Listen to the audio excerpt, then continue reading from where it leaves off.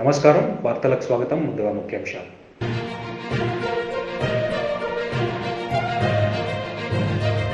జిల్లా కలెక్టర్లు మరియు ఎస్పీలతో స్పందన కార్యక్రమంలో పాల్గొన్న సీఎం జగన్.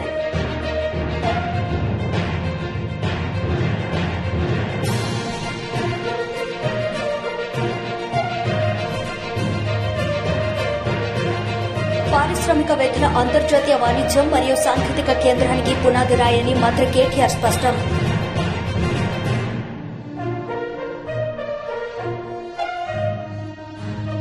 భారత ప్రభుత్వం సాంకేతికతను ప్రజాస్వామ్యం చేసే దిశగా నిరంతరం కృషి చేస్తోందని ప్రధాని నరేంద్ర మోడీ అన్నారు. ప్రతి పౌరుడు ఆర్థిక స్తోమత సాంకేతికతను పొందాలనే లక్ష్యంతో ఆల్ ఇండియా రేడియోను దేశాన్ని అనుసంధానం చేస్తున్నారని ప్రధాని తెలిపారు.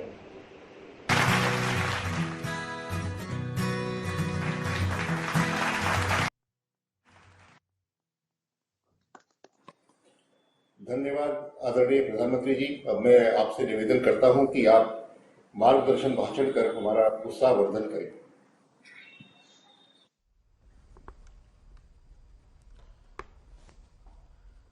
नमस्कार जी। कार्यक्रम में उपस्थित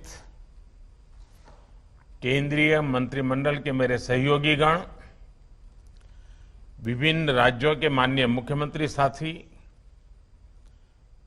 सांसदगण, विधायकगण, अन्य महानुभाव, देवी और सज्जनों, आज के इस कार्यक्रम में पद्म सम्मान पाने वाले अनेक व्यक्तित्व भी हमारे साथ जुड़े हुए हैं। मैं उनका भी आदरपूर्वक स्वागत करता हूं, अभिनंदन करता हूं। आज ऑल इंडिया रेडियो की एफएम सर्विस का एक्सपांशन ऑल इंडिया एफएम बनने की दिशा में एक बड़ा और महत्वपूर्ण कदम है। ऑल इंडिया रेडियो के 91 एफएम ट्रांसमीटर्स की ये शुरुआत देश के 85 जिलों के 2 करोड़ लोगों के लिए उपहार की तरह है। एक तरह से इस आयोजन में भारत की विविधता और अलग अलग रंगों की एक झलक भी है। जिन जिलों को कवर किया जा रहा है उसमें एस्पिरेशनल डिस्ट्रिक्ट्स, एस्पिरेशनल ब्लॉक्स, उनको भी सविशेष इसका लाभ मिल रहा है। मैं ऑल इंडिया रेडियो को इस उपलब्धि के लिए बहुत बहुत बधाई देता हूं। इसका काफी लाभ हमारे नॉर्थ ईस्ट के भाई बहनों को होगा, युवा मित्रों को होगा। इसके लिए उन्हें मैं विशेष तौर पर बधाई देता हूं। साथियों, जब बात रेडियो और एफएम की होती है तो हम जिस पीढ़ी के लोग हैं, हम सबका रिश्ता एक भावुक श्रोता का भी है। और मेरे लिए तो ये भी खुशी है कि मेरा रिश्ता एक होस्ट का भी बन गया है। अभी कुछ दिन बाद ही मैं रेडियो पर मन की बात का 100वां एपिसोड करने जा रहा हूं। मन की बात का ये अनुभव देशवासियों से इस तरह का भावनात्मक जुड़ाव केवल रेडियो से ही संभव था। मैं इसके जरिए देशवासियों के सामर्थ्य से जुड़ा रहा, देश की सामूहिक कर्तव्य शक्ति से जुड़ा रहा। स्वच्छ भारत अभियान हो, बेटी बचाओ बेटी पढ़ाओ हो, या हर घर तिरंगा अभियान हो, मन की बात ने इन अभियानों को जन आंदोलन बना दिया। इसलिए एक तरह से मैं ऑल इंडिया रेडियो की आपकी टीम का भी हिस्सा हूं। साथियों, आज के इस आयोजन की एक और खास बात है। ये वंचितों को वरीयता की सरकार की नीति को आगे बढ़ाता है, जो अब तक इस सुविधा से वंचित रहे, जिन्हें बहुत दूर दराज में रहने वाला माना जाता था, वो अब हम सभी से और ज्यादा कनेक्ट होंगे। समय पर जरूरी जानकारी पहुंचाना हो, कम्युनिटी बिल्डिंग का काम हो, एग्रीकल्चर से जुड़ी मौसम की जानकारियां हो, किसानों को फसलों, फल, सब्जियों की कीमत की ताजा जानकारी हो, केमिकल खेती से होने वाले नुकसान की चर्चा हो, खेती के लिए आधुनिक मशीनों की पुलिंग हो, महिलाओं के सेल्फ हेल्प ग्रुप को नए बाजारों के बारे में बताना हो, या फिर किसी प्राकृतिक आपदा के समय पूरे क्षेत्र की मदद करना, इन एफएम ट्रांसमीटर्स की बहुत अहम भूमिका रहेगी। इसके अलावा एफएम की जो इंफोटेनमेंट वैल्यू है वो तो होगी ही। साथियों, हमारी सरकार निरंतर इसी तरह टेक्नोलॉजी के लोकतांत्रिकरण, डेमोक्रेटाइजेशन, इसके लिए काम कर रही है। भारत अपने सामर्थ्य का पूरा इस्तेमाल कर पाए, इसके लिए जरूरी है कि किसी भी भारतीय के पास अवसरों की कमी न हो। సీఎం వైఎస్ జగన్ తాడేపల్లిలోని క్యాంపు కార్యాలయం నుండి జిల్లా కలెక్టర్లు మరియు ఎస్పీలతో స్పందన కార్యక్రమంలో పాల్గొన్నారు. ఈ సందర్భంగా ఆయన మాట్లాడారు. The quality is protected. The very purpose of this entire program is quality redressal. And to achieve that purpose, these project monitoring units are going to play a very, very critical role. And it's very important that you supervise these project monitoring units. Only then the desired output would come. And these PMUs, as I said, would be monitored directly from CMO as well. All the grievances raised through this helpline must be taken up by the concerned authority on priority and redressal in a time-bound manner with quality as the primary word. The word quality meaning the satisfaction. How do you say that it has been addressed qualitatively? Only when that person who is in receipt of your service says that, yes, to my satisfaction, it has been addressed. That is the litmus test. And that is the very purpose of this Jagananak Chabdam program. To speak a little more about this program, it's a direct connect with the Chief Minister also. The fact that we are lending our name to this program itself means that there is a direct connect with the Chief Minister. The helpline would consist of multiple feedback loops. So regularly there will be a call center here operating from the CMO, which will periodically take feedback. This is very important for us to understand how these people are, what these people think about the services that are being rendered. So this should be always playing in your mind. and citizens will receive regular updates regarding the status of their grievance. This is also one very important aspect which would define SLAs. The time-bound manner in which qualitatively the grievances would have to be addressed. It would speak of that. Telephone number 1902, which has been assigned to this program, you should also ensure that there is a wide publicity given to this telephone number as well. One way is through Gram Sachwalayam and ward volunteers, where every house these people would be visiting and speaking of this program, and also ensuring that they give a proper orientation in every house as to what this program is all about. So that activity would have to be taken up and completed also by May 9th, before May 9th, by the time this program is also launched.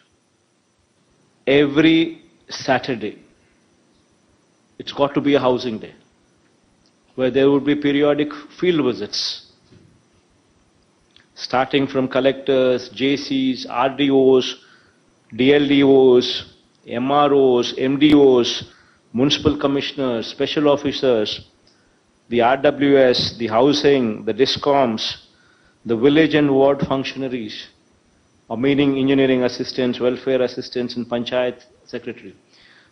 All of you would have to ensure that every Saturday you visit the housing colonies wheresoever you have been deputed to.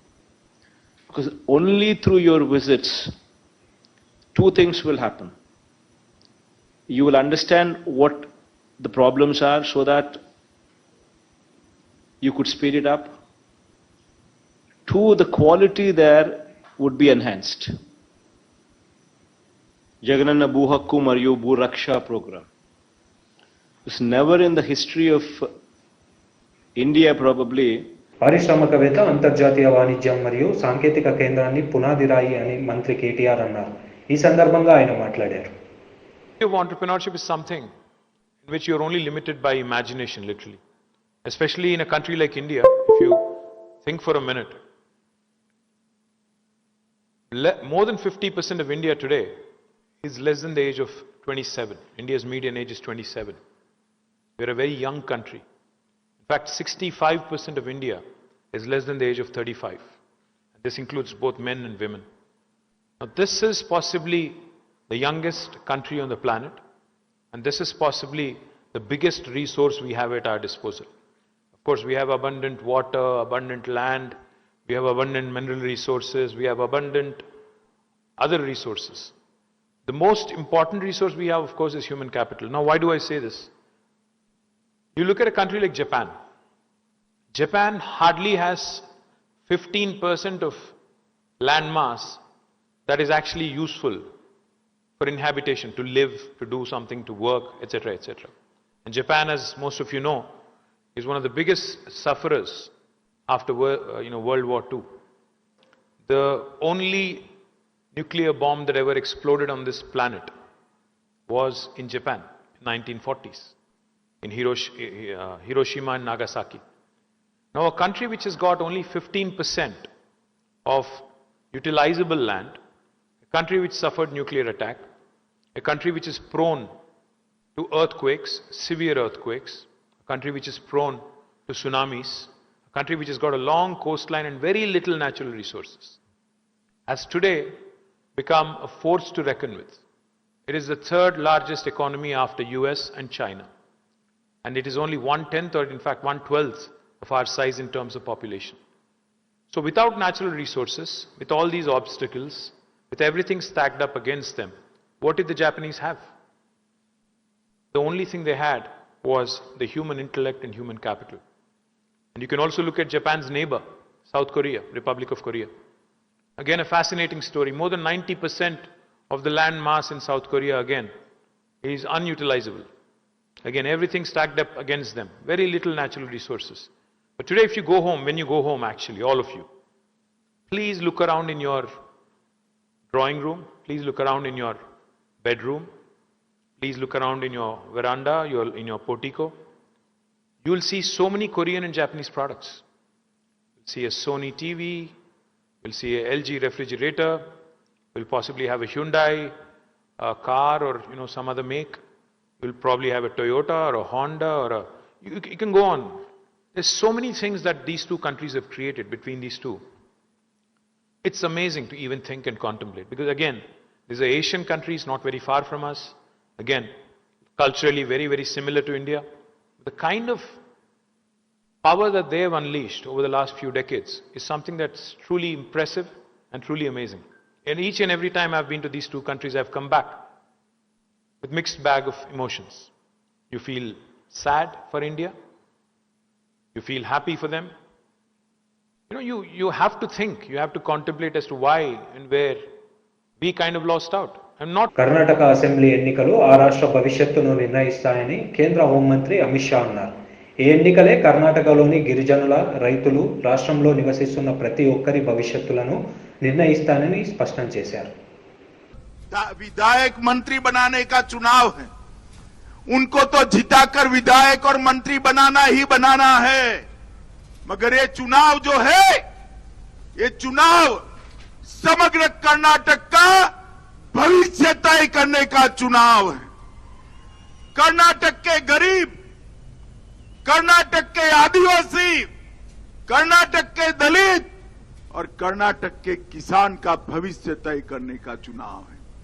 आपका एक vote अगले 5 साल के लिए कर्नाटक में किसका शासन रहेगा, कर्नाटक का भविष्य किसके हाथ में रहेगा, उसका निर्णय करने वाला है. मित्रों, एक और राहुल बाबा के नेतृत्व में कांग्रेस पार्टी है. जानते हो ना राहुल बाबा को? जानते हो या नहीं जानते हो?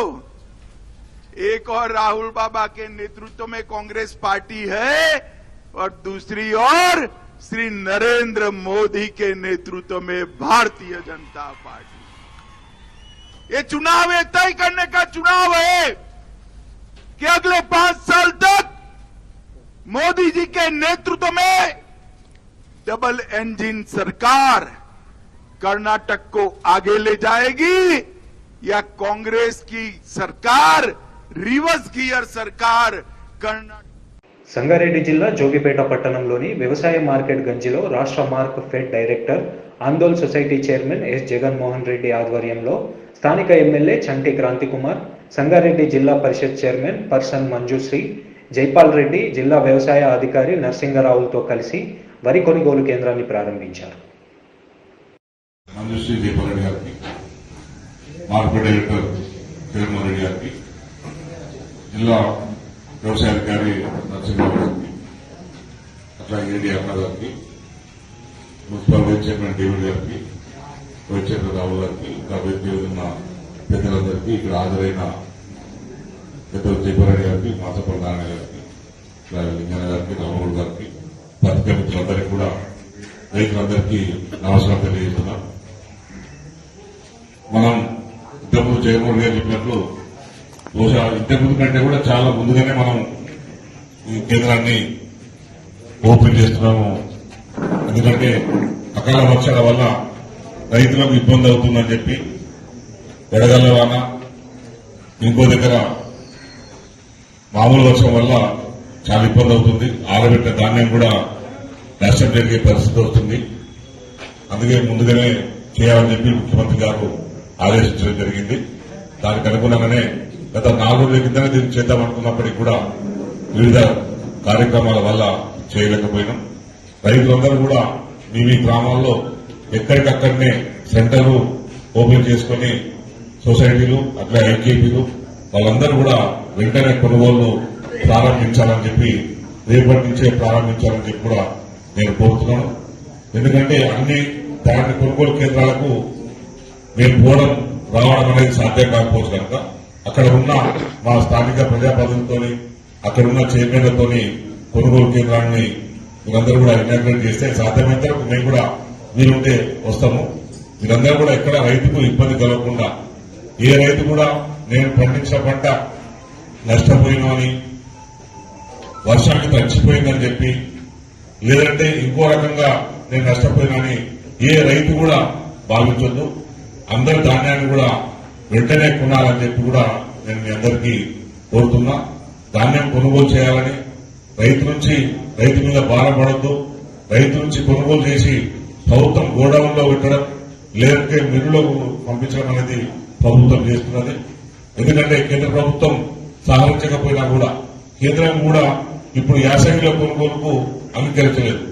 అయినా కూడా మా ముఖ్యమంత్రి కేసీఆర్ గారే ప్రభుత్వం మీద భారమవుతున్నప్పటికీ కూడా ఎట్టి పరిస్థితుల్లోనైనా సరే ఈ యాసంగిలో వరి అయినా సరే నిర్ణయం తీసుకొని ముఖ్యమంత్రి గారు ఈ కొనుగోలును ప్రతి సంవత్సరం చేపిస్తున్నందుకు మనందరం కూడా రైతుల పక్షాన ముఖ్యమంత్రి గారికి ధన్యవాదాలు తెలిపాలని చెప్పి గట్టి చెప్పడంతో మీరందరూ కూడా ముఖ్యమంత్రి గారికి ధన్యవాదాలు తెలిపాలి. ఎందుకంటే ప్రభుత్వం టీడీపీ పోలిట్ బ్యూరో సభ్యులు వర్ల రామయ్య మీడియా సమావేశం నిర్వహించారు. ఈ సందర్భంగా ఆయన మాట్లాడారు. బుద్ధి లేనివాడు అంటాం. ఇది నేను ఎందుకు చెబుతానంటే పరవస్తు చెన్నయ్య సూర్య గారు మిత్రలాభంలో చెబుతారు ఆయన. నేను ఇక్కడ ఎందుకు చెబుతున్నా అంటే Jaganmohan Reddy our honourable chief minister should know it. Chandrababu Naidu గారి కంటే నేను వయసులో చిన్నవాడిని కదా, నేను యాక్టివ్ అనుకున్నారు. కాదు జగన్మోహన్ రెడ్డి గారు. ఒక రకంగా చెప్పాలంటే you are a immobilized person. మీరు సరిగా కదలలేరు, ప్రజల్లోకి వెళ్ళలేరు, 4 అడుగులు నడవలేరు. కొబ్బరికాయ కొట్టడానికి రాయి పైకెత్తించుకొని కొట్టిన మీరు ఎంత సిగ్గుచేటండి. అసలు మీరు కొబ్బరికాయ కొట్టిన ఫలం అందుతుందా నేను అడుగుతున్న పురోహితుల్ని. ఆ పురోహితులు కూడా ఫన్నీగా అట్లా కొట్టకూడదు సార్, అట్లాగా మీరు వంగి కొట్టండి సార్. రాయిని పైకి లేపటం ఏంటి? రేపు దేవుణ్ణి వెంకటేశ్వర స్వామిని తాడేపల్లి ప్యాలెస్కి తీసుకెళ్తారా? నాకు మీకు ఒంట్లో బాగాలేదని? ఏమి జగన్మోహన్ రెడ్డి గారు ఏం పౌరోహితులండి మీరు? సార్ ఐఎమ్ సారీ సార్, శాస్త్రాలు ఒప్పుకోవండి, వేదాలు ఒప్పుకోవండి, ఆగమ శాస్త్రం ఒప్పుకోదండి. మీరు ఇలాగ రాయి పైకెత్తి కొట్టడానికి లేదండి అనలేరండి మీరు? రాయి పైకెత్తి కొట్టిన రోజునే నడువు నొప్పి అంటాము. నడువు నొప్పి ఉన్న నీవు గోడ ఆ కలవట్టిని ఎగిరి దూకిన చంద్రబాబు నాయుడు గారిని ఎలా తప్పుపడతావు? వృద్ధులని ఎలా అంటావు? కనుక శ్రీశ్రీ గారు మీలాంటి వాళ్ళ గురించే మాట్లాడారు. కొంతమంది యువకులు పుట్టుకతో వృద్ధులు. శ్రీశ్రీ గారండి, బహుశా మీకు తెలిసి ఉండకపోవచ్చు, పెద్ద కవి, విప్లవ కవి, ఆధునిక కవి. ఆయన అన్నారు కొంతమంది వృద్ధులు లైక్ అవర్ జగన్మోహన్ రెడ్డి గారు, కొంతమంది యువకులు లైక్ అవర్ జగన్మోహన్ రెడ్డి గారు, కొంతమంది యువకులు జగన్మోహన్ రెడ్డి గారు లాంటి వాళ్ళు పుట్టుకతో వృద్ధులు. అది మీకు వర్తిస్తుంది, చంద్రబాబు నాయుడు గారు కాదు అని చెప్పుకొని నేను తెలియజేస్తున్నా. అసలు మీ గురించి మీరు ఎందుకు బేరీజు వేసుకోరు? మీ ఆలోచనలన్నీ కూడా అడుగడుగున మీ తల్లిదండ్రుల పెంపకాలేమిని గుర్తు చేస్తున్నాయి. జగన్మోహన్ రెడ్డి గారిని తల్లిదండ్రులు సరిగా పెంచలేదేమో అన్న అనుమానాన్ని గుర్తు చేస్తుంటాయి అడుగడుగున జగన్మోహన్ రెడ్డి గారు. మీకు తెలుసా? నేను మిమ్మల్ని కించపరచాలను, నాది కూడా మీ తండ్రి వయసేనండి దాదాపుగా. మీ నాన్నగారు 49లో పుట్టారు, నేను 51లో పుట్టా. దరిదాపుగా చంద్రబాబు గారు 50లో పుట్టారు. మేమంతా సమకాలికులం ఒక రకంగా. మళ్ళీ నన్ను కూడా ఆ పట్టాపులాగా తీసుకెళ్లి బాధిస్తారు. వద్దండి, నేను ఉన్న నవ్వుతున్నారు మీరు, ఉన్న నిజాలే చెబుతాను. నేను ఏమీ ఎబ్బెట్టుగా మీరు నా మీద కేసు పెట్టేంత ఏం మాట్లాడను నేను. కాకపోతే ప్రజలకు వివరణ చేస్తున్నా. మీరు జగన్మోహన్ రెడ్డి గారు మీ నాన్నగారు ముఖ్యమంత్రిగా ఉండగా, వైఎస్ రాజశేఖర రెడ్డి గారు ముఖ్యమంత్రిగా ఉండగా మీరు బెంగళూరులో ఉండేవాళ్ళు, బెంగళూరులోనే ఉండేవాళ్ళు. వై? మీ నాన్నగారు మీరు హైదరాబాద్ వస్తే ఆయన ఇష్టపడలేదు. మీరు హైదరాబాద్ రావటాన్ని ఆయన కోరుకోలేదు. మీకు కావలసిన ద్రవ్యాన్ని, మీకు కావలసినవన్నీ అక్కడికి బెంగళూరులో చేర్చేవాడు ఆయన. మిమ్మల్ని అక్కడే ఉండమన్నారు. ఎందుకు? సమాధానం చెప్పగలరా? జగన్మోహన్ రెడ్డి గారు సమాధానం చెప్పగలరా? ఈ రోజున మా నాయకుడి గురించి ఇన్ని మాట్లాడారే, మిమ్మల్ని ఆ రోజున మీ నాన్నగారు బెంగళూరులోనే ఉండు, don't step in to Hyderabad అని ఎందుకన్నారు సార్? అంటే మీరు కాలు పెడితే హైదరాబాద్ అపవిత్రం అవుతుందని అన్నారా? లేకుంటే పవిత్రమైన మీ పాదం హైదరాబాద్లో పెడితే హైదరాబాద్లో పెద్ద మేలు జరుగుతుంది, ఆ మేలు జరగటం నాకు ఇష్టం లేదు, అందుకు రావద్దన్నారా? ఎందుకు రావద్దన్నారు? ఈ విషయం నేను చెప్పటం లేదండి. మీ పార్టీలో ఆనాడు ముఖ్యమంత్రిగా ఉన్న గౌరవ రోషే గారు చెప్పారు. ఒకసారి మీ ఇంటికి వెళ్తే మీ తల్లి గారు శ్రీమతి విజయమ్మ గారు ఆయన 2 చేతులు పట్టుకొని కంటనీరు పెట్టుకున్నారట. ఈ తండ్రి కొడుకులు రోజు గొడవగా ఉందండి, వీడిని రావద్దంటారు హైదరాబాద్కి, వీడే వస్తానంటాడు, వస్తే ఇక్కడ ఆయన పేరు పోద్దని ఆయన బాధపడుతున్నారు, ఏదన్నా సర్ది చెప్పండి సార్ అని కోరింది నిజం కాదా? నేనన్నమాట కదా సార్ అది. రోషే గారు ఆ వీడియో ఉంది నా దగ్గర. If you ask me send that video I will forward that. ఎందుకు చెప్పగలరా? అంటే మీరేమన్నా స్పాయిల్డ్ కిడ్డా? మీరేమన్నా తప్పుదారిలో నడుస్తున్నారని మీ నాన్నగారు ఏమైనా భావించారా? ఎందుకు మిమ్మల్ని రావద్దన్నారు హైదరాబాద్? ఆ రోజుల్లోనే అలా ఉన్న మీరు చంద్రబాబు నాయుడు గారి గురించి మొసలివాడు అని ఎగతాళి చేయొచ్చా? మొసలి పులి కథ చంద్రబాబు గారిని ఉద్దేశించి చెబుతారా? మొసలి పులి కథ చంద్రబాబు నాయుడు గారిని ఉద్దేశించి చెబుతారా? ఆ ముసలి పులి మీరే. 50 ఏళ్ళకే ముసలు అయిపోయారు మీరు. ఆ ముసలి పులి చేసే వేషాలని మీరు వేస్తారు. ఆ ముసలి పులి మీరే. మీకే ఆ కథ వర్తిస్తుందని చెబుతున్నాను నేను. కాదనగలరా? చంద్రబాబు గారు వర్తిస్తున్నారు. ఇప్పుడు కూడా యాక్టివ్గా ఉన్నారు. చంద్రబాబు గారు అర్ధరాత్రి 12 గంటల వరకు పనిచేస్తారు ఎవ్రీడే, తెలుసా మీకు? మీరు 8:30కే కొట్టుకట్టేస్తారట, నిద్రపోతారట. మీరు తెలిసింది అదండి. పోనీ మీరు ఏమి అర్ధరాత్రి వరకు పనిచేసిన దాఖలాలు ఏమి లేవు. రాష్ట్ర ప్రజలు ఎవరికి తెలియదు మీరు అంత కష్టపడి పనిచేస్తారని. మీరా వృద్ధులు? చంద్రబాబు నాయుడు గారా? వయసు కాదు కదా వృద్ధాప్యాన్ని చెప్పేది. మీ పనితీరు, మీ నడక, మీ వ్యవహార శైలి, మీ మాట, మీ day to day working out, అది మీరు చేసేది. రోజుకు పనిచేస్తే ఎంత 1-2 మీటింగ్లు పెడతారు, మీరు కొట్టుకట్టేసి పడుకుంటారు. మీరు ఆ వృద్ధులు అర్ధరాత్రి వరకు పనిచేసే చంద్రబాబు నాయుడు గారా? మీకే మీ విజ్ఞతగా వదిలేస్తున్నా వాడిని. ఇది నేను ప్రెస్ మీట్ కాదు, మీకు కొంచెం తెలియజేయాలని, ఎరికపరచాలని. అసలు వ్యవహార శైలి, మీ వ్యవహార శైలి, మీ నడక, మీ నడత వల్ల మీ తల్లిదండ్రులు మిమ్మల్ని ఎలా పెంచారో తెలుస్తుంది సార్. నేను ఈరోజు మాట్లాడుతున్నా మైక్ ముందు.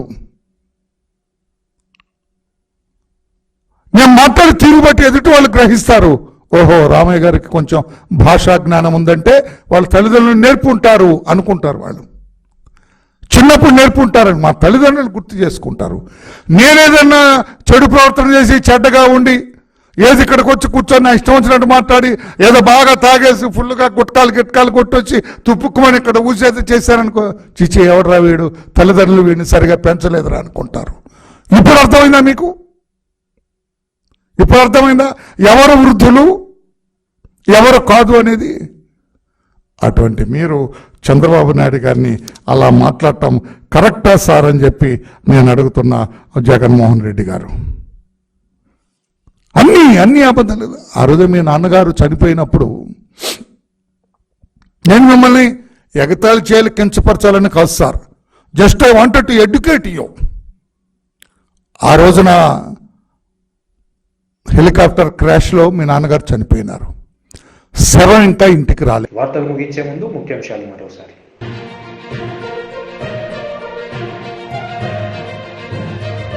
జిల్లా కలెక్టర్లు మరియు ఎస్పీలతో స్పందన కార్యక్రమంలో పాల్గొన్న సీఎం జగన్.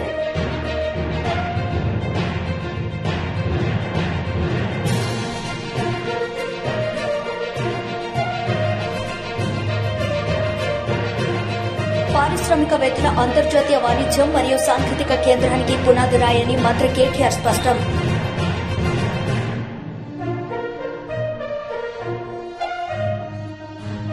ఈ వార్తలు ఇంతటితో సమాప్తం. తిరిగి ప్రసారం అయ్యే వార్తల్లో మళ్ళీ కలుద్దాం. అంతవరకు సెలవు. నమస్తే.